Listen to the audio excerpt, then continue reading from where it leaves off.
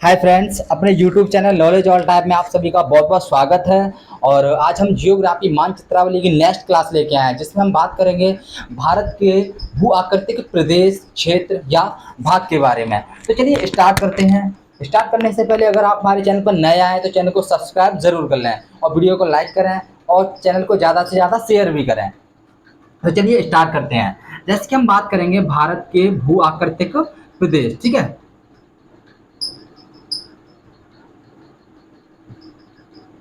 भू आकृतिक प्रदेश, इसको हम क्षेत्र भी कह सकते हैं, भाग भी कह सकते हैं, कुछ भी कह सकते हैं, ठीक है। अब एक वर्ड समझ में आ रहा होगा यहाँ, भू आकृतिक। भू आकृतिक का मतलब कि हमारा जो देश है उसकी जो भूमि की जो आकृति है वो कैसी है। तो इस पॉइंट को हम समझेंगे, ठीक है। अब जैसे अगर हम बात करें, हमारा जो देश बना हुआ है भारत है, वो विभिन्न भू आकृतियों वाला प्रदेश है या देश है, ठीक है। तो इसमें बहुत सारी संरचनाएं देखने को मिल सकती हैं, जैसे कि आपको पठार है, पर्वत है, पहाड़ियाँ हैं, मैदान है और द्वीप है। इन सब चीज़ों से हमारा देश बना हुआ है। अब जैसे कि अगर हम बात करें पर्वत की, अगर जो हमारे जो पर्वत हैं हमारे देश में लगभग 10.7% एरिया, यानी कि जो हमारा पूरा देश का जो इसको हम एरिया को 100% एरिया मान लें, और इस एरिया में अगर 10.7% एरिया पर देखें तो हमारे क्या देखने को मिलेंगे, पर्वत मिलेंगे, ठीक है। इसी तरीके से हम बात करेंगे पहाड़ियों के बारे में। जो पहाड़ियाँ हैं वो लगभग 18.6% एरिया पर फैली हुई हैं। जो पहाड़ियाँ हैं, जैसे कि ये सारी जो हमारी पहाड़ियाँ हैं, जैसे महादेव की पहाड़ी है, मैकाले की पहाड़ी है, ठीक है। और ये भी पहाड़ियाँ हैं, सतपुड़ा, विंध्याचल, अरावली, इस तरीके से। इसी तरीके से अगर हम पठार की बात करें तो पठार यहाँ पर लगभग 27.7% एरिया में फैले हुए हैं हमारे देश में, ठीक है। और मैदान की अगर हम बात करें, मैदान कितने में, लगभग 42% एरिया। ये सारा का सारा एरिया है, इससे हमारा देश घिरा हुआ है। और यही एरिया हमें आज पढ़ना है, और किस तरीके से कहाँ पर कौन सा एरिया है। मैंने ये एरिया पूरा बांट भी दिया, लेकिन मैं जैसे जैसे आपको बताऊंगा और आपको ये समझ में आ जाएगा पूरा सा, ठीक है। अब जैसे कि बहुत सारी जो आकृति हैं, उनकी आकृतियों के अकॉर्डिंग, जैसे पठार, पर्वत और उच्चावच, ये सारी संरचनाओं के अकॉर्डिंग देखा जाए तो इसको 5 भू आकृतियों में बांटा गया है। वो 5 भू आकृति कौन सी हैं? पहली हमारी भू आकृति है जिसे हम जानते हैं उत्तरी पर्वतीय प्रदेश, ठीक है। उत्तरी पर्वतीय प्रदेश, ये हमारी पहली आकृति है। दूसरा दूसरा जो हमारा भाग है या क्षेत्र है, या इसको हम प्रदेश, भाग, क्षेत्र, कोई भी चीज़ बोल सकते हैं। ऐसा नहीं है कि हम ये प्रदेश ही बोलेंगे, हमें कहीं पर प्रदेश लिखा आ जाएगा, कहीं पर भाग भी लिखा आ सकता है, कहीं पर क्षेत्र भी लिखा आ सकता है। दूसरा है हमारा उत्तर का विशाल मैदानी क्षेत्र, ठीक है। उत्तर का विशाल मैदानी क्षेत्र। इसका जो तीसरा है वो है हमारा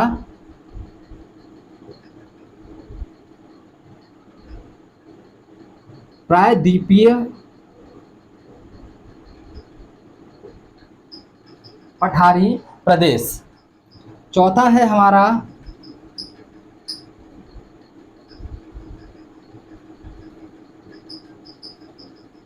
विशाल तटीय मैदान।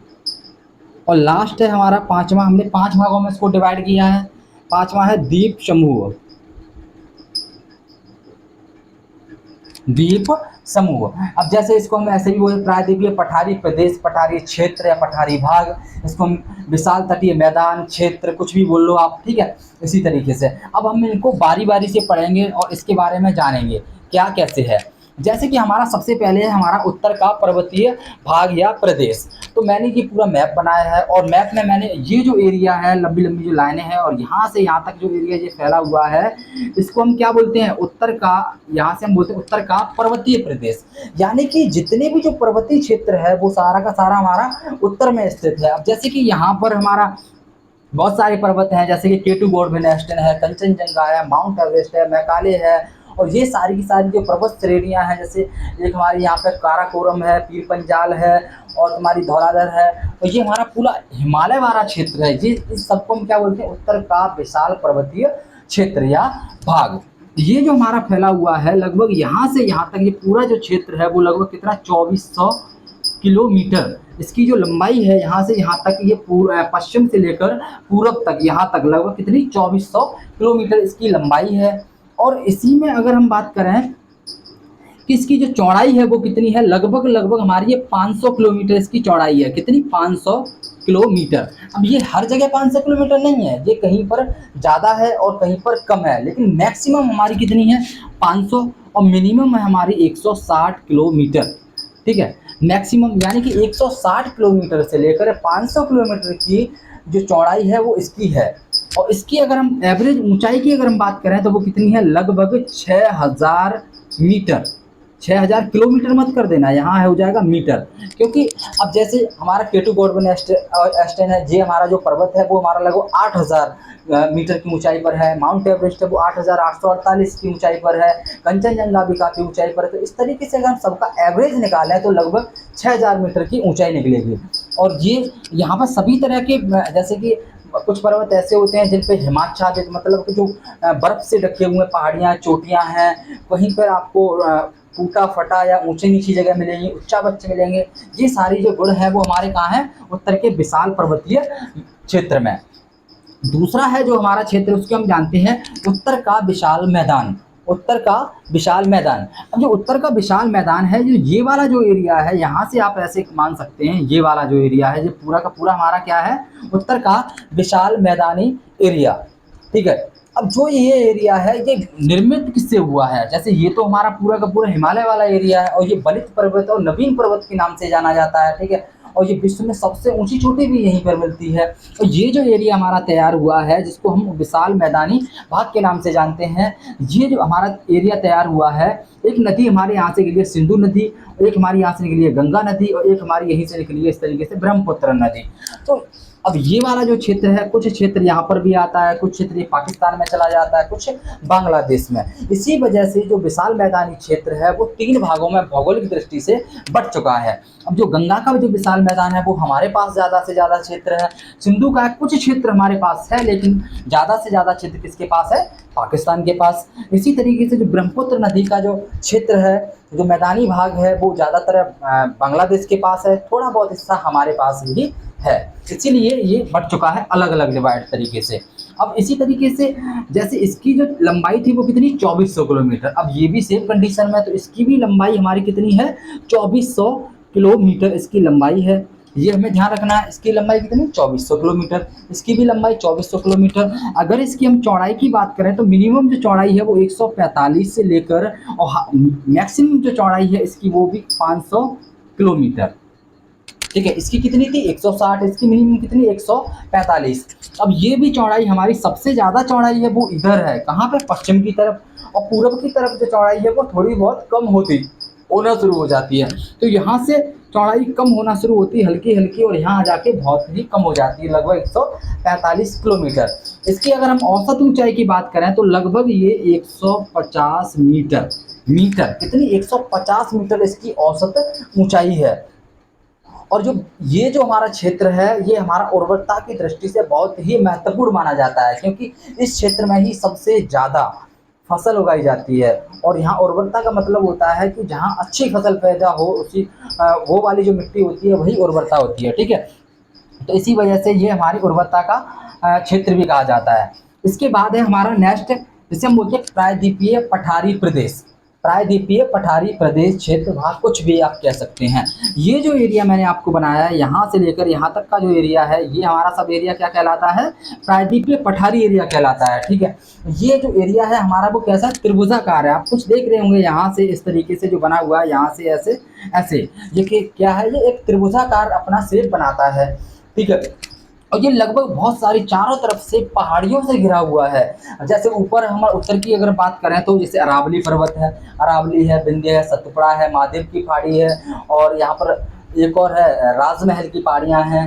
ठीक है, और एक और है भारनेर की पहाड़ियाँ भी हैं, ये सारी की सारी पहाड़ियों से ये घिरा हुआ है। इधर हमारे हम बोलते हैं इस वाले क्षेत्र को हम बोलते हैं पूरे को सह्याद्री तट, और इस वाले को हम बोलते हैं पूर्वी तट। सह्याद्री तट मतलब होता है ये पश्चिमी तट को ही हम सह्याद्री तट के नाम से जानते हैं, और इस वाले क्षेत्र को हम पूर्वी तट के नाम से जानते हैं। तो अब जो सह्याद्री हाँ ठीक है, इसका जो क्षेत्र है वो हमारा फैला कहाँ तक हुआ है, यहाँ से लेकर यहाँ तक। और ऐसे ही अगर हम इसकी यहाँ से यहाँ तक अगर लंबाई की बात करें तो लगभग कितनी है, लगभग ये 1600 किलोमीटर इसकी लंबाई है। कहाँ से, उत्तर से दक्षिण की ओर, उत्तर से दक्षिण की ओर इसकी लंबाई 1600 किलोमीटर है। और यहीं से अगर हम पश्चिम से पूर्व की ओर बात करें तो इसकी लंबाई कितनी है, 1400 किलोमीटर। और एवरेज अगर ऊंचाई की बात करें तो ऊंचाई लगभग इसकी हो जाएगी 600 से 900 मीटर, 600 से 900 मीटर इसकी एवरेज ऊंचाई हो जाएगी। और लंबाई उत्तर से दक्षिण 1600 और पश्चिम से पूर्व कितनी हो जाएगी, 1400। हमें ये याद रखना है। इसके बाद है हमारा कुछ पॉइंट है, जैसे कि हमारा जो ये वाला जो क्षेत्र है वो हमारा किस तरफ थोड़ा सा झुका हुआ है, वो थोड़ा सा हमारा पश्चिम से पूर्व की ओर ढाल है इसका। लेकिन अपवाद की दृष्टि से अगर हम यहाँ देखें तो दो नदियाँ हैं, एक नाम है नर्मदा और दूसरी है ताप्ती। इन दोनों नदियों के जो भ्रंश हैं वो हमारे पूर्व से पश्चिम की ओर बहती हैं ये नदियाँ। तो जो भ्रंश कहाँ से, पूर्व से पश्चिम की ओर है, इसी वजह से ये पूर्व से पश्चिम की ओर बहती हैं। और एक और इसमें देखने वाली पॉइंट वाली बात ये है कि ये छोटे छोटे पठार दिखाई दे रहे हैं, इसी वजह से ये कई सारे पठारों में विभाजित हो गया है। वैसे तो बहुत बड़ा पठार है, ये प्रायद्वीपीय पठार के नाम से जाना जाता है, लेकिन इसमें कई छोटे छोटे पठार हैं, तो ये विभिन्न पठारों में विभाजित है। जैसे कि हमारा ये वाला क्षेत्र, ये हमारा कर्नाटक का पठार है, ये हमारा दक्कन का पठार है, यहाँ छोटा नागपुर का पठार है, तो ये अलग अलग डिवाइड हो गया है। तो ये हमारा था इसके बारे में। अब हम बात करेंगे, चौथा है हमारा विशाल तटीय मैदान। विशाल तटीय मैदान की बात करें तो ये यहाँ से लेकर, लगभग यहाँ से लेकर और यहाँ तक का जो क्षेत्र है ये हमारा तटीय एरिया है। यहाँ से लेकर यहाँ तक, यहाँ तो हमारा लैंड एरिया चालू हो जाता है, यहाँ हमारा ये भी लैंड एरिया है, ये चारों तरफ लैंड एरिया है। लेकिन ये वाला यहाँ से हम बोलते हैं जो गुजरात का एक एरिया है, कच्छ का रण, गुजरात का कच्छ का रण। और इधर हमारा है ब्रह्मपुत्र और गंगा नदी का जो मुहाना है, वहाँ तक जो एरिया फैला हुआ है वो हमारा है तटीय एरिया है। और इस तटीय एरिया को, पूरे वाले तटीय एरिया को हम 3 भागों में डिवाइड करते हैं। एक तो हमारा हो जाता है गुजरात, मैं ऐसे ही बोल दे रहा हूँ, ठीक है, लिख नहीं रहा, आप थोड़ा सा ध्यान रखना है यहाँ पे, चाहो तो आप नोट कर सकते हो, मैं जैसे जैसे बोलता जा रहा हूँ वैसे वैसे, क्योंकि यहाँ जगह बहुत कम है तो लिखने में दिक्कत है। जैसे चलो मैं लिख ही दे रहा हूँ, जैसे गुजरात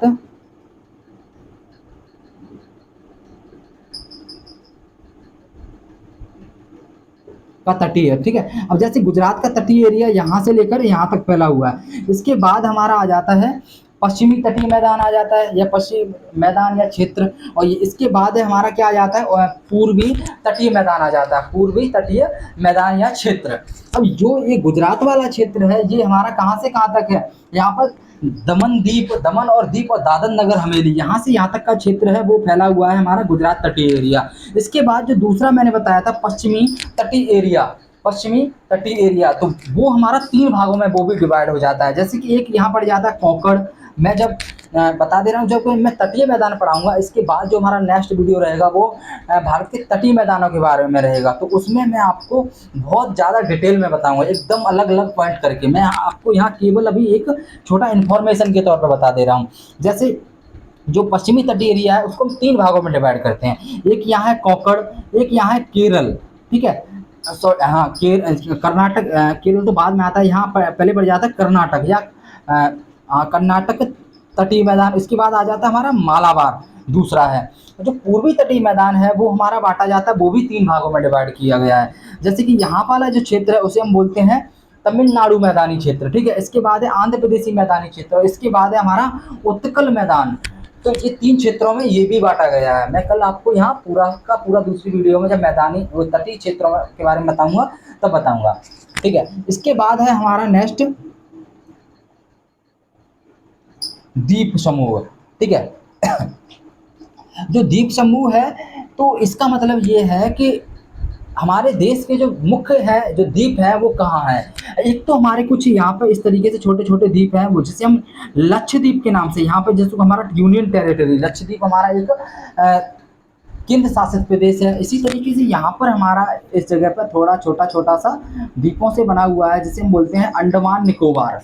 अंडमान निकोबार, अंडमान निकोबार। तो ये हमारा कहाँ है, बंगाल की खाड़ी में, और ये हमारा कहाँ है, अरब सागर में। यहाँ अरब सागर है, यहाँ हिंद महासागर है, और ये हमारे बंगाल की खाड़ी है। तो यहाँ पे क्या है, लक्षद्वीप। जो ये वाले जो द्वीप बने हुए हैं, तो ये द्वीप किससे बने हुए हैं, ये प्रवाल भित्तियों से बने हुए द्वीप हैं। और ये वाले जो द्वीप बने हुए हैं वो किससे बने हुए हैं, ये जो तटीय एरिया है वहाँ से जो नदियों के जो गाद से इकट्ठे होके बनते हैं, जैसे कि गंगा नदी है, और हमारे जो कौन सी एक ब्रह्मपुत्र नदी है, इनकी जो बड़े बड़े डेल्टा होते हैं और जो अपने साथ जो गाद लेके आते हैं, उससे जो बने हुए हैं जो कुछ द्वीप हैं छोटे छोटे, तो वो हमारे कौन से हैं, अंडमान निकोबार के द्वीप। अब जैसे कि हमारी एक नदी है ब्रह्मपुत्र नदी, वहाँ का एक द्वीप है जो मांजुली द्वीप, जो कि गुवाहाटी में बनता है, असम में बनता है। मांजुली द्वीप जो कि विश्व का सबसे बड़ा नदी द्वीप है, सबसे बड़ा नदी द्वीप है। लगभग हमारे देश में किसी 500 के समथिंग द्वीप हैं लगभग, ठीक है। अब जैसे लक्षद्वीप की अगर हम बात कर रहे हैं, लक्षद्वीप, यहाँ कितने द्वीप हैं, लगभग 43 द्वीप हैं। इसी तरीके से अगर यहाँ बात करें तो लगभग 204 द्वीपों से मिलकर बना हुआ है कौन, ये वाला क्षेत्र अंडमान निकोबार, यहाँ पर भी ये द्वीप हैं। और कुछ द्वीप की अगर हम बात करें तो यहाँ है एक कच्छ का रण में, ठीक है। यहाँ लगभग हमारे कितने 42 द्वीप हैं। और ये यहाँ पे किसके हिस्से में आते हैं, ये आते हैं यहाँ पर हमारा एक वो है, मुझे याद नहीं आ रहा नाम उसका, ठीक है, नेशनल पार्क है जिसे हम उसके नाम से जानते हैं, नाम ध्यान नहीं आ रहा है मुझे, ठीक है। एक नेशनल पार्क है, उसका ये क्षेत्र है, इसमें लगभग 42 द्वीप हैं, ठीक है। तो ये सारी की सारी जो इन्फॉर्मेशन है वो मैंने आपको बता दी है, और उम्मीद करता हूँ दोस्तों आपको ये अच्छा लगा होगा। अगर वीडियो अच्छा लगा है तो वीडियो को लाइक करें, चैनल को सब्सक्राइब करें, और ज़्यादा से ज़्यादा शेयर करने की कोशिश करें। मिलते हैं अगले वीडियो में, देखने के लिए थैंक्स। जय हिंद, जय भारत।